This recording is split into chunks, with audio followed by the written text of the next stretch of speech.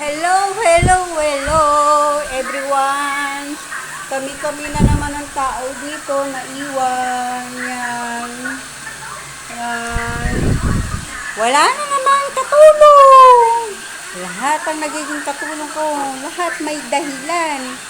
Etong huli, dahil magpapagamot dahil yung kanyang ilong, nagkakaproblema na doon sa nunal na buhay na nakamot niya.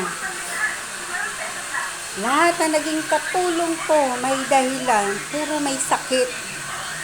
Bakit ganon? Bakit ganon? Iniiwan nila ako sa ere. Sila na naman ang naiwan. Ayan, mga kasama ko. Ayan, ayan, ayan.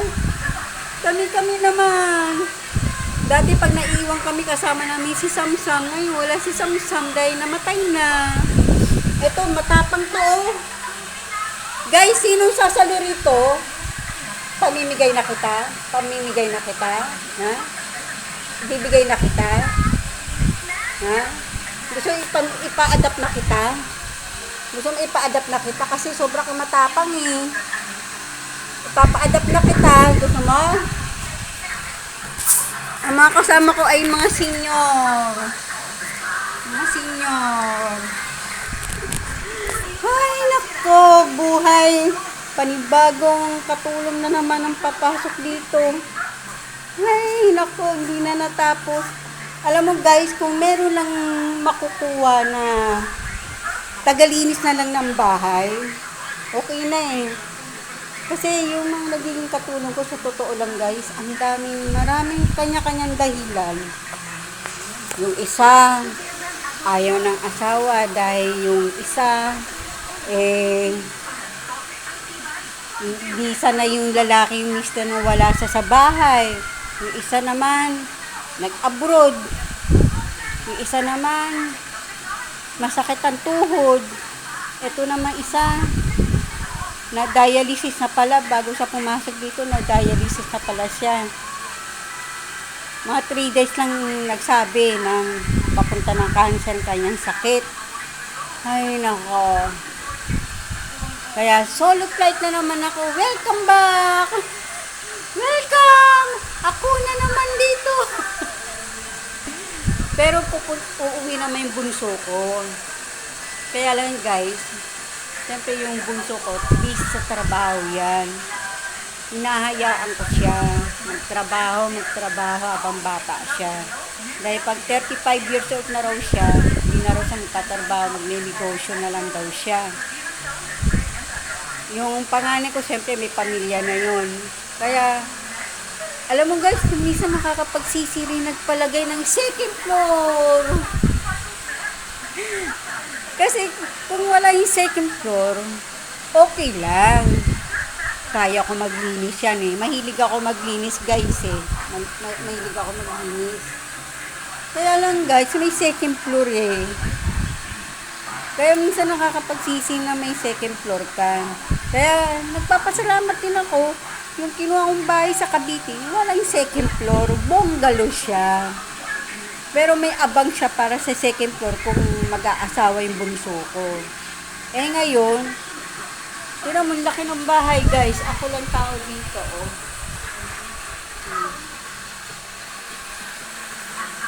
Lalo na yung taas. Kung anong laki dito sa baba, ganun din sa taas. Ako na naman ang guys, tao dito. Hindi naman ako natatakot mag-isa rito guys. Kasi matagal na ako dito sa bahay nito. Ayan o. Kung anong laki rito sa baba guys, ganun din laki sa taas. Tapos yung taas, pag wala yung mga anak ko, wala yung matutulog sa taas. Pero bukas lahat ang ilaw doon guys. Bukas ang ilaw lahat. Pati sa terrace, bukas ang ilaw. Lahat ng kwarto, bukas ang ilaw niyan. Kasi ayoko yung madilim. Tingnan nyo. May nakikita ba kayong kasama kong tao? Wala. Oh. Ang maingay rito, TV. Yan. Tingnan mo. Isipin ninyo yung laki sa baba, laki sa taas.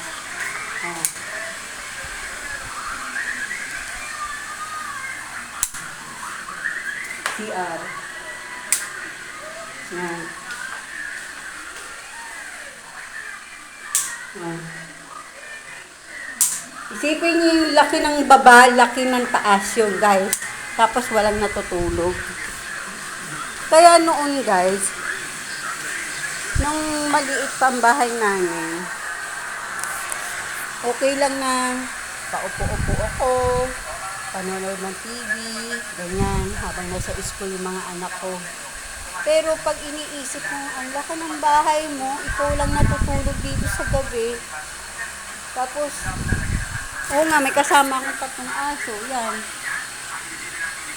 Kaya lang, siyempre, ito lang talagang matapang. Yan lang. Pinapa-adapt ko na nga yan, guys, eh. Yan. Dahil sa totoo lang yung 2 senior niyan, lagi niya talagang pinagkakakagat. Inaaway niya lagi. Ito na mo, guys. Kung sakaling maliligo ko, magkakaratula lang ako ng break time. Break time lang. Para malaman ng mga bumibili break time nga, ibig sabihin, kumakain, naliligo ko. Tingnan nyo, guys. Oh. Solo flight!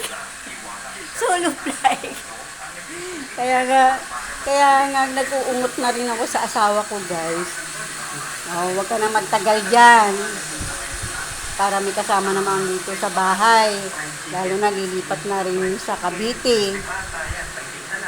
Lilipat na sa Cavite. Sino mag-aasikaso rito sa mga mangungupahan dito? Halimbawa, siyempre, ipopost ko yung bed space sa taas, di ba? Ngayon, pag ako hindi pa siya umuwi, ako ang luluwas dito para entertaining ko yung mga uupa sa taas. Tapos, halimbawa, nagka-problema ang motor ng tubig, di ba? Hahanap pa ako ng gagawa.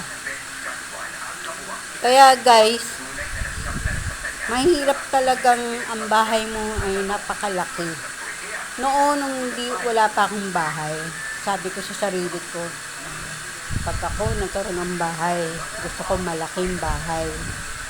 Pero guys, hindi rin maganda. Hindi rin maganda malaki ang bahay mo. Bakit ka mo? Pag wala kang kasama, solo flight ka sa bahay. Solo flight ka lang talaga sa bahay. Ngayon, pag solo flight ka sa bahay, ikaw lang kakain mag-isa, di ba? Kagaya niya, magsasandok na ako ng kanin, mag-aalas 11 na rin dito, di ba? O, sasandok na akong kanin, kakain ako mag-isa, di ba? O, buti na lang, may ulam ako niluto kagabi. Yan. Kaya kakain na ako. Kakain na ako mag-isa. Tapos, magkakaratula ako sa tindahan na ako magsha-shower, di ba? Ganun ang gawain ko kahit nung maliliit pa yung mga anak ko, mga nag-aaral sila. Nagkakaratula lang ako sa tindahan na ibig sabihin, naliligo ako. Halimbawa, hindi napansin yung karatula doon sa tindahan na break time. Break time ako, sisigaw pa ako galing sa banyo. Sisigaw pa ako, naliligo! Naliligo ako! Pasensya na, ako lang mag-isa rito eh. Naliligo ako. Ganon ang papel ko sa buhay, guys. Namuhay ako ng walang asawa talaga. Namuhay talaga ako ng walang asawa talaga sa 3 dekada. Minsan malungkot din eh. Malungkot din na wala kang naging asawa sa loob ng 3 dekada. Wala ka ng saging. Kagaya niyan, guys. Kung may katulong ako, may kasama ako kumain, di ba? Laki ng saging, guys, oh. May katulong ako, may kasama ako kumain. Ngayon, wala akong katulong, solo flight. Laging solo flight. Kaya ito, hindi ako kumakain guys ng walang saging.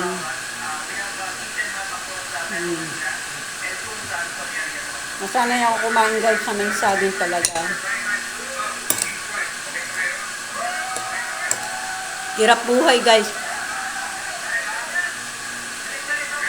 Ang maingay dito TV, radyo.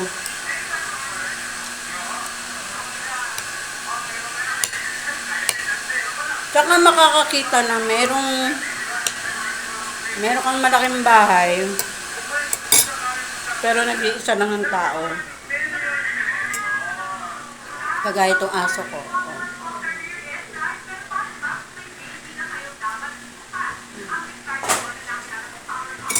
Ang aso kong senior, hindi kumakain ng hindi nasusubuan.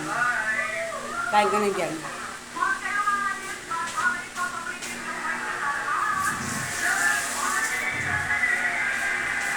Tapos guys, bumili na ako ng ulam kong isang linggo. Bumili na ako isang linggong ulam ko. Para pag ako lang talaga rito. Pero guys, may kausap ako na papasok siya 7 a.m. to 7 p.m. 7 a.m. 7 p.m. Uuwi siya ng 7 p.m. Hinihintay lang niya yung payagan siya ng asawa niya. Sa totoo, guys, mahirap din kumuha ng katulong. Bakit kamo? Pag biglang nagpaalam, iiwan ka sa ere. Pero sila ang nagsasabi. Pag nakapasok sila rito, sila nagsasabi na nag-a-apply daw sila sa palengke ng ukay-ukay, hindi sila tinatanggap na matanda na raw sila. Pero pag nakapasok na sa loob ng bahay ko, ayun na, tumatakbo na ng ilang buwan, mga 3 buwan, 4 na buwan, 6 na buwan. Ayan na, may entra na yung arte. Tinanggap na silang maging kasambahay dito. Kagaya nung si Pasing. Si Pasing, mukhang matanda pa sa akin, kaidaran ko. Sabi ng asawa ko, ba't mo tinanggap yan? Baka mahulog sa hagdan yan. Dahil mahina ang tuhod. Sabi ko, tinanggap ko, nakakaawa. Kasi ang trabaho niya sa Laguna, mag-ikot-ikot ng dako na isda. Kasi siguro ang problema niya tuhod. Dahil madaling araw pa lang nagtitinda na sa kalsada. Sabi naman ng asawa ko, problemahin mo yan dahil una, yung dapat nga siya ang gagawa, ikaw ang gagawa. Kante,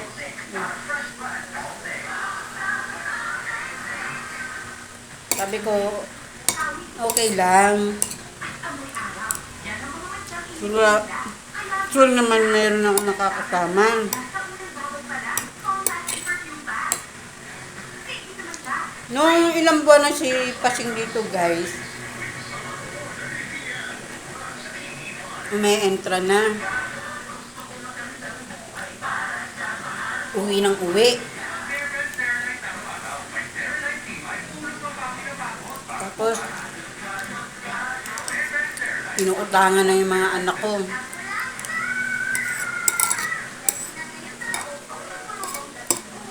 Ang takay mo guys, umalis siya rito, may utang sa bunso ko.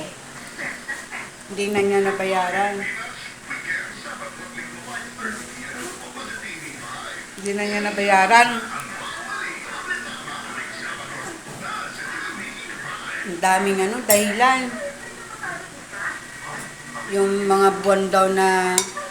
Pero, panay ang uwi niya. Panay niya uwi niya sa bayan niya.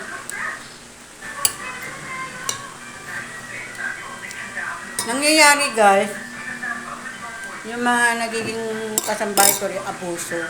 Meron silang salitang abuso. Anyway, back to reality. Solo naman ako sa bahay.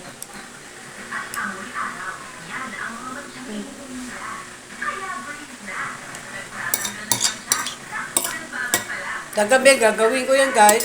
Bukas lahat ng ilaw sa taas. Tapos dito sa baba, ang ilaw, ito lang dalawa. Kusina at hallway ng papunta CR. Ito, patay ang ilaw dyan. Kwarto ko patay ilaw. Ang tindahan ko guys, hanggang 7 PM lang. Kagaya niyan, sa tanghali, hindi kami makakapasok ng kwarto. Kaya, dito lang kami sa sala. Manunod lang ako ng TV.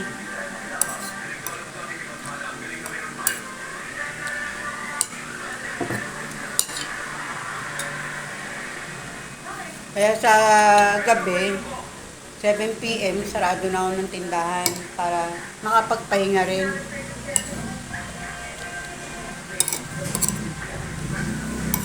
Kahit sabihin na natin na sa gabi maraming bumibili, hindi pwedeng ganun guys. Kailangan ko rin ipahinga yung sarili ko siyempre.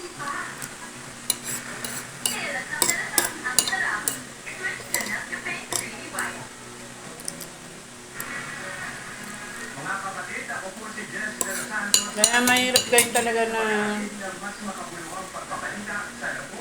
wala kang asawa. Wala kang asawa talagang kasama.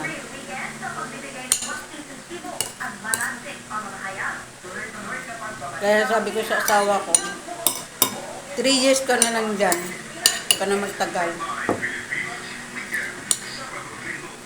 Nag-abroad asawa ko, bata-bata pa kami guys. Nag-umpisa siya mag-abroad 19. Ilang taon na kami guys. Ilang taon na ako. 55. Mantika, isipin nyo ha, 19, nag-abroad. 55 na kami. O, ilang taon na dekada na. Kaya minsan guys, papansin nyo, ang dami kong video. Kasi, pag nagbibideo ako, parang meron din akong kausap. Kasi daldal ako ng daldal.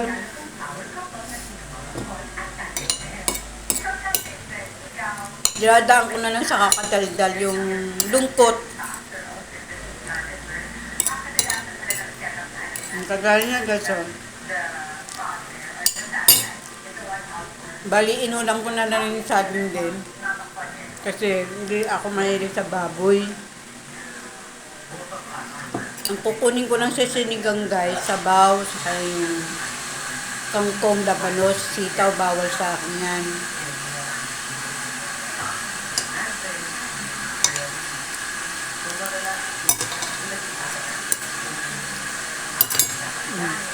Tapos na, ganun lang kumain guys. Konting kanin, konting ulam, isang saging. Okay na sa akin yun guys.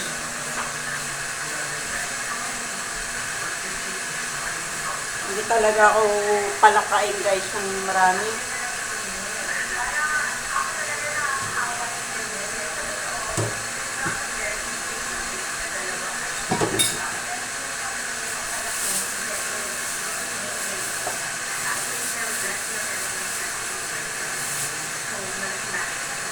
Pagtapos ng magugas ng plato guys,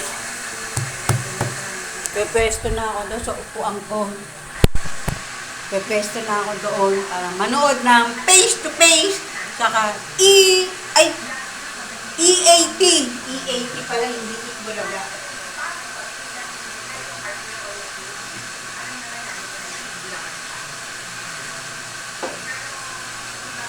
Dati tama na, ha? Tama na. Makakain ng dental na, ha?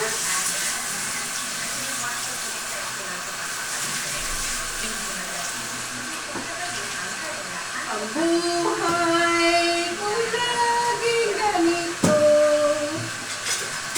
laging solo sa bahay, laging taong bahay.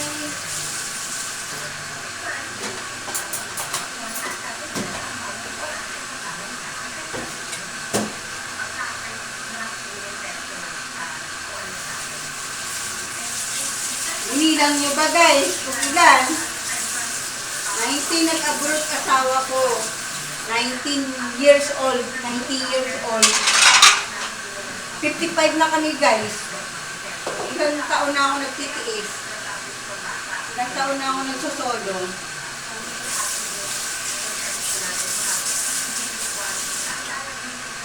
Diba guys?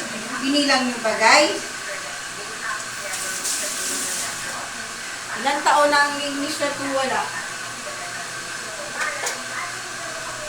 Tingnan nyo, pagbablog ko, diba, daldal ako ng daldal.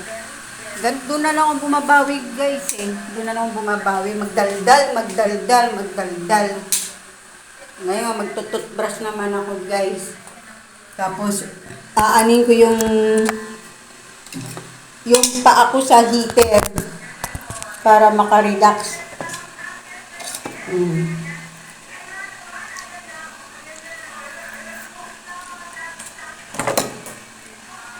Hindi mo inubos yan, Samsel.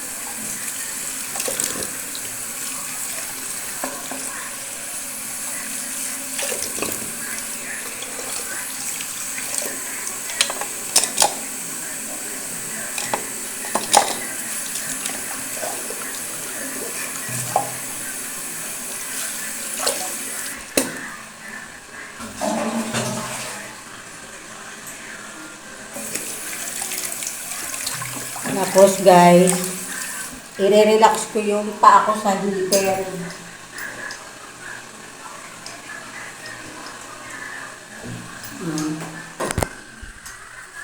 Kasi gusto ko yung nakaka-relax yung paa ko sa heater guys. Teka, ayun ko na hindi ng aso. Ito yung isang senior ko.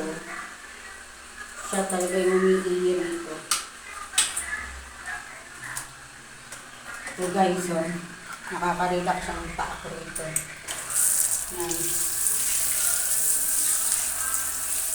Lalo na lumabas ako kanina, diba? Bumili ako ng ulam ng isang linggo.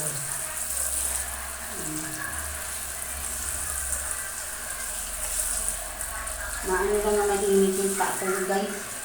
Nakakapag-relax na ako na. Tapos anin ko ng ointment. Yung ointment ko, luya din. Luya siya. Diba? Solong kumain, solo sa bahay, solong manunod ng TV. Ganun ang buhay ko, guys. Yung pagkain ng aso ko, hindi pa talaga inubos. Ito, naghihintay ng dental. Wala nang dental, Jassy. Wala nang dental. Wala nang dental, Jassy, ha? Nakailang araw na kay dental. Tapos, papakita ko sa inyo yung ointment na nilalagay ko sa paa ko. Nilalagay ko sa paa ko para makarelax. Kasi hindi naman kami makakapasok sa kwarto para matulog, guys. Dahil walang bantay sa tindahan. Ito, guys, yung ointment. Yan. Mainit-init sa paa. Pero dahil meron pa naman akong ipikasin, halatang matanda na no, guys. Kasi langis-langisan na lang tayo. Langis-langisan na. Kasi nakaka-relax ang paa ko, guys, habang nanonood ng TV with kulambo sa paa. Yan. Nakaka-relax din ako. Hoy, malis ka dyan. Alis dyan. Alis. Gusto mo to? Oh, ganyan, guys. Uupo ko rito. Lalagay ako ng langis sa paa. Dati, mahilig pa naman ako sa lotion, guys. Kaya lang, nagkakaedad na tayo. Lagay lang tayo ng langis sa paa para makarelax din. Oh. Ipikasin. Tapos meron din ako omega. Tapos yung pinakita ko sa inyo. Ganyan po ang buhay ng isang solo flight. Wait, may ipis dito. Tapos yung ipis. Ang paano itong ipis to?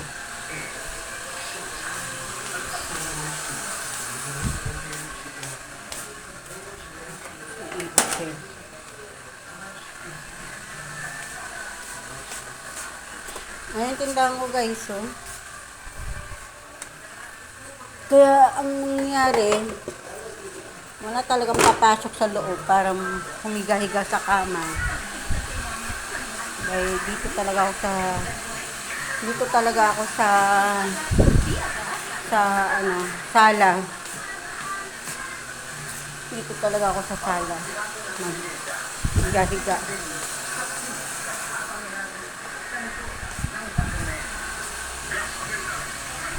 Yan. Ngayon, guys, tayo ay maglalagay ng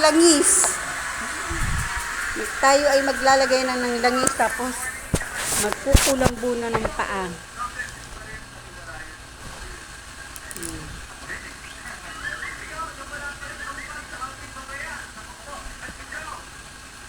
Okay, matulog na kayo. Alas 11 na.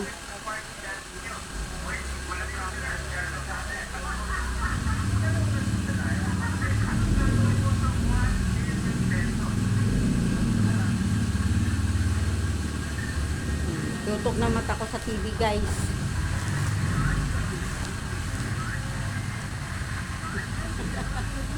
Ang buhay ng solo flight.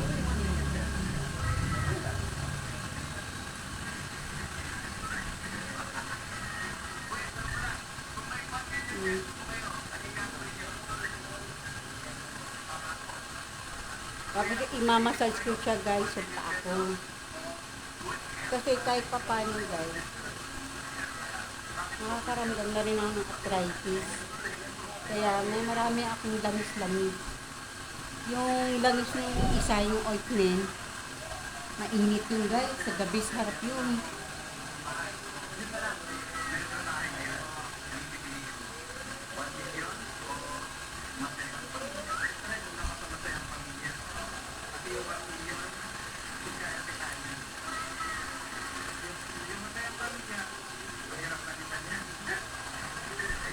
Guys.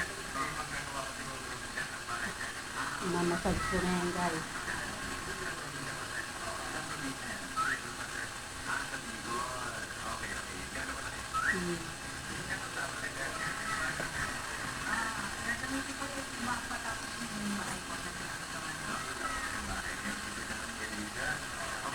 Tapos guys, inom akong vitamin sa buto.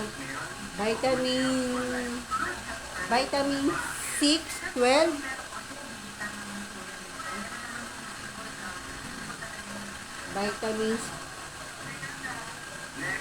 Vitamins 5, 12 yata yun.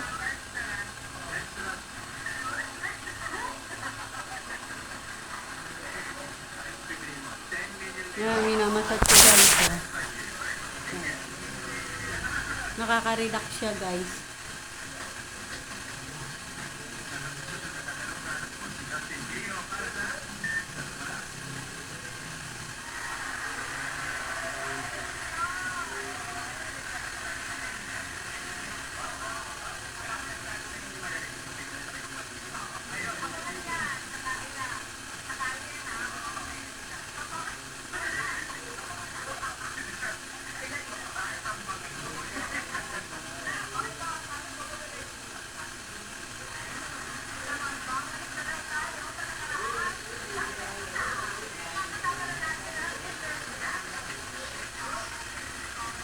Sarap.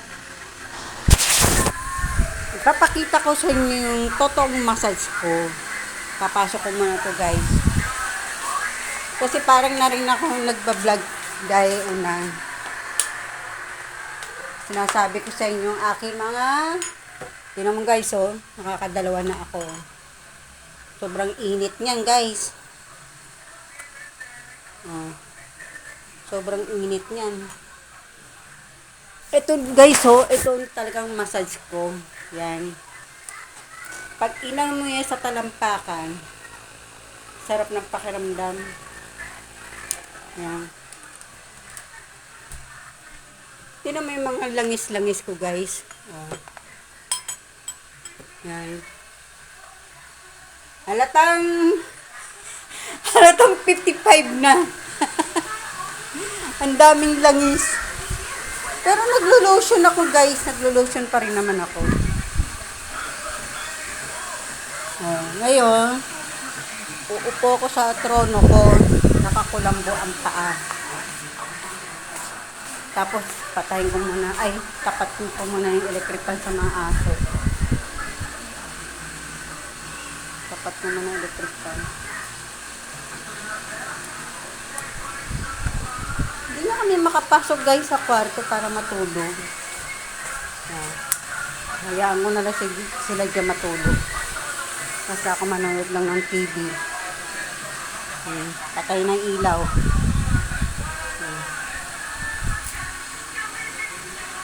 Ganito ang papel namin. Ay, nako buhay. Nakakain ako ng solo, diba? Nakapag-toothbrush na. Kaya ang hinugasan kong plato, isang baso, kutsara, tinidor. Yan ang buhay na nagsusolo, walang asawa. Bilangin nyo, 19 years old, nag-abroad yung asawa ko, 55 na kami, guys.